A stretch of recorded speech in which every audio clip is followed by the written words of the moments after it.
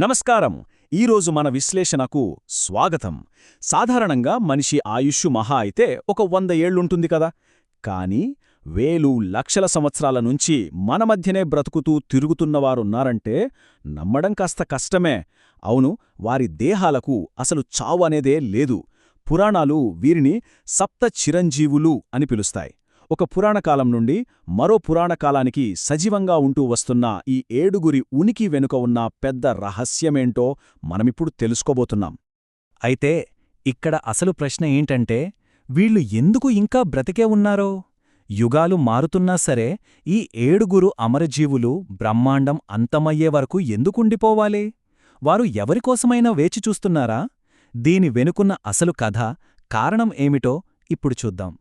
దీనికంటే ముందుగా మనం తెలుసుకోవాల్సిన పదం ఒకటుంది. అదే చిరంజీవి. అంటే జీవన మరణ చక్రాన్ని ఓడించి ఇప్పటికీ బ్రతికి ఉండేవారన్నమాట. వీరికి మరణం ఉండదు. అందుకే వీరిని అమరజీవులు అంటాం. ఈ ఏడుగురులో ప్రతి ఒక్కరి వెనుక ఒక బలమైన కారణం, ఒక ప్రత్యేకమైన కథ ఉన్నాయి. మొదటి విభాగం నిరంతర భక్తులు. భక్తికి, ధర్మానికి నిలువెత్తు రూపంగా నిలిచి చిరంజీవత్వం పొందిన ఇద్దరు వ్యక్తుల గురించి తెలుసుకుందాం. ముందుగా మనందరికీ ఎంతో ఇష్టమైన హనుమంతుడు. తన బాల్యంలో ఆకాశంలో వెలుగుతున్న సూర్యుడిని చూసి ఏదో పండు అనుకుని తినడానికి పైకి ఎగురుతాడు. అప్పుడు ఇంద్రుడు వజ్రాయుధంతో దాడిచేయగా హనుమంతుడు స్పృహ కోల్పోతాడు కదా. అది చూసిన పవనదేవుడు అంటే వాయుదేవుడు విపరీతమైన కోపంతో ప్రపంచంలోని గాలిని స్తంభింపజేస్తాడు. ప్రాణులు అల్లాడిపోవడంతో బ్రహ్మదేవుడు, ఇతర దేవతలు ప్రత్యక్షమై హనుమంతుడికి మరణం లేకుండా చిరంజీవిగా ఉండేలా వరం ప్రసాదిస్తారు.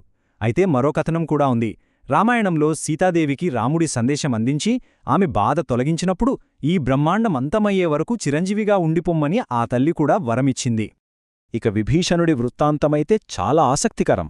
లంకాధిపతి రావణాసురుడి తమ్ముడే అయినా సరే పరాయి స్త్రీని అపహరించడం అధర్మమని ఎదురుచెప్పాడు. బంధుత్వం కంటే ధర్మాన్నే ఎంచుకున్నాడు. రామరావణ యుద్ధంలో రాముడి పక్షాన చేరి రావణుడి బలహీనతలు, లంకా రహస్యాలు చెప్పాడు. రాముడి విజయానికి కీలకంగా మారి చివరికి లంకకు రాజయ్యాడు. ఇక్కడ అసలు విషయమేమిటంటే, రాముడు తన అవతారం చాలించే ముందు కలియుగాంతంలో తను కల్కిగా వచ్చేటప్పుడు అధర్మంపై పోరాటానికి సహాయకుడుగా ఉండాలని, అప్పటివరకు చిరంజీవిగా ఉండాలని విభీషణుణ్ణి ఆశీర్వదించాడు. రెండవ విభాగం కల్కి కోసం నిరీక్షిస్తున్న మహాగురువులు. వీరొక ప్రత్యేకమైన భవిష్యత్ శిష్యుడి కోసం యుగాలుగా వేచి ఉన్నారు. వారిలో ఒకరు పరశురాముడు. ఈయన సాక్షాత్తు మహావిష్ణువు యొక్క 6వ అవతారం. తన తండ్రిని చంపాలన్న కోపంతో కోట్ల మంది క్షత్రియులను అంతం చేసిన మహాయోధుడు. మహాభారతంలోని భీష్ముడు, ద్రోణాచార్యుడు, కర్ణుడికి గురువు ఈయనే. పురాణాల ప్రకారం పరశురాముడు ఇప్పుడు మహేంద్ర పర్వతంపైన తపస్సు చేసుకుంటున్నాడు. ఎవరికోసం తెలుసా? కలియుగాంతంలో రాబోయే కల్కి అవతారానికి గురువుగా ఉండి అన్ని విద్యలు నేర్పించడానికి ఈయన ఎదురుచూస్తున్నాడు. ఇక వేదవ్యాసుడి అద్భుతమైన ప్రస్థానం గమనిస్తే, మహావిష్ణువు అంశతో పుట్టిన వేదవ్యాసుడు వేదాలను విభజించి మనకు అందించాడు. మహాభారతాన్ని మన కళ్లకు కట్టినట్లుగా రచించాడు. తన అపారమైన విద్యా, జ్ఞానం కారణంగా సప్త చిరంజీవుల్లో ఒకడిగా నిల్చాడు. ఇతను కూడా కలియుగాంతంలో వచ్చే కల్కికి వేదాలను, వాటిలోని లోతైన జ్ఞానాన్ని బోధించడానికి ఇప్పటికీ చిరంజీవిగా ఉన్నారు. నిజంగా ఇదొక అద్భుతమైన బాధ్యత కదా. మూడవ విభాగం మహాభారత యోధులు. ఈ విభాగంలో మనం ఇద్దరు మహాయోధులను చూస్తాం. కాని వారి అమరత్వం వెనుక ఉన్న కారణాలు పూర్తిగా భిన్నమైనవి. వీరిద్దరి మధ్య ఉన్న వ్యత్యాసం చాలా స్పష్టంగా కనిపిస్తోంది. ఒకరు అశ్వత్థామ, మరొకరు కృపాచార్యుడు. ద్రోణాచార్యుడు కొడుకైన అశ్వత్థామ 64 కళల్లో ఆరితేరిన గొప్ప యోధుడు. కాని ఉత్తర గర్భంలో ఉన్న శిశువుని చంపడానికి బ్రహ్మాస్త్రాన్ని ప్రయోగించి ఒక తీవ్రమైన తప్పు చేశాడు. అందుకే శ్రీకృష్ణుడు ఆ శిశువుని బ్రతికించి అశ్వత్థామాను శపించాడు. మరోవైపు కృపాచార్యుడు కౌరవులకు, పాండవులకు ఆదిగురువు. ఎలాంటి కష్టపరిస్థితుల్లోనూ సత్యం, ధర్మం, నీతిని వదిలిపెట్టలేదు. ఆ నిష్టకు మెచ్చి శ్రీకృష్ణుడు ఆయన్ని చిరంజీవిగా ఆశీర్వదించాడు. చూశారుగా, ఒకరికి శాపం, ఒకరికి వరం. అశ్వత్థామ శాపం ఎంత భయంకరమైనదో ఒకసారి గమనిస్తే, కుష్ఠురోగిలా రక్తం కారుతున్న గాయాలతో కలియుగమంతమయ్యే వరకు అడవుల్లో తిరగాలని కృష్ణుడు శపించాడు. అయితే ఒక చారిత్రక ఆధారంగా చెప్పబడే ఆసక్తికరమైన సంఘటన ఒకటుంది. 1292లో పృథ్వీరాజ్ చౌహాన్ అడవిలో గాయాలతో ఉన్న ఒక వృద్ధుణ్ణి చూసి వారం రోజులపాటు ఆయుర్వేద వైద్యం చేశాడట. ఎంతకీ ఆ గాయం మానకపోవడంతో అనుమానమొచ్చి నువ్వు అశ్వత్థామావే కదా అని అడిగితే ఆ వృద్ధుడు అవునని చెప్పి అక్కడి నుండి మాయమయ్యాడట. ఈ అంతులేని శాపం కలియుగాంతం వరకు అలాగే కొనసాగుతుంది. 60,000 ఈ భారీ సంఖ్య దేని సూచిస్తుందో తెలుసా?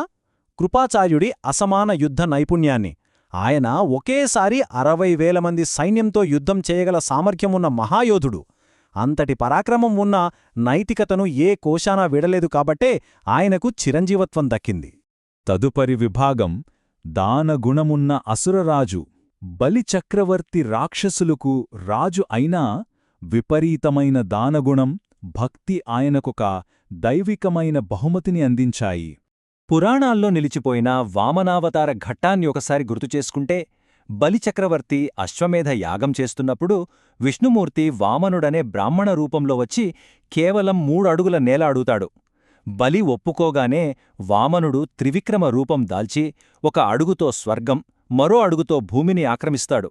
3వ అడుగు ఎక్కడ పెట్టాలని అడగ్గా వామనుడే విష్ణువు అని గ్రహించిన బలిచక్రవర్తి ఏమాత్రం సంకోచించకుండా తన తలమీద పెట్టమంటాడు. దాంతో బలి పాతాళానికి వెళ్తాడు. ఇక్కడ మనం అర్థం చేసుకోవాల్సిన అసలు విషయం ఏమిటంటే, ఆ రాక్షసరాజు చూపించిన ఆ నిస్వార్థ దానగుణానికి, అపారమైన భక్తికి మెచ్చిన వామనుడు అంటే విష్ణుమూర్తి ఈ బ్రహ్మాండమంతమయ్యే వరకు బలిచక్రవర్తిని చిరంజీవిగా ఉండమని ఆశీర్వదించాడు. 5వ విభాగం అంతిమ లక్ష్యం. ఇప్పటివరకు మనం 7 కథలు విన్నాం. అసలు వీరందర్నీ కలిపే ఆ ప్రధానమైన ఉద్దేశ్యం ఏమిటో ఇప్పుడు చూద్దాం. ఈ మొత్తం విశ్లేషణకు సారాంశం ఒక్కటే: కలియుగాంతంలో అధర్మంపై ధర్మం గెలవడానికి కల్కి అవతారానికి సహాయం చేయడం. అవును, ఈ 7 చిరంజీవులు వేరువేరు యుగాలకు చెందినవారైనా, వేరువేరు పరిస్థితుల్లో చిరంజీవులైనప్పటికీ వీరందరూ బ్రతికి ఉన్నది ఈ కలియుగం చివర్లో వచ్చే కల్కికి అండగా నిలవడానికే అని మూలాలు స్పష్టం చేస్తున్నాయి. అందరి లక్ష్యమొక్కటే. ఇక చివరగా ఆలోచింపజేసే ఒక ప్రశ్న: ఈ సప్త చిరంజీవులు హనుమంతుడు, పరశురాముడు, వ్యాసుడు, విభీషణుడు, బలిచక్రవర్తి, కృపాచార్యుడు మరియు అశ్వత్థామ వీరంతా నిజంగానే ఈరోజు కూడా మన మధ్యే సంచరిస్తున్నారా? పురాణాలు చెబుతున్న ఈ అద్భుతమైన సమన్వయం కేవలం కల్కి రాక కోసం జరుగుతున్న నిరీక్షణ? దీని గురించి మనం ఖచ్చితంగా లోతుగా ఆలోచించాల్సిన అవసరముంది. ఈనాటి మన విశ్లేషణ ఈ ప్రాచీన రహస్యాన్ని మరింత స్పష్టంగా అర్థం చేసుకోవడానికి సహాయపడిందని ఆశిస్తున్నాం. మళ్ళీ కలుద్దాం. ధన్యవాదాలు.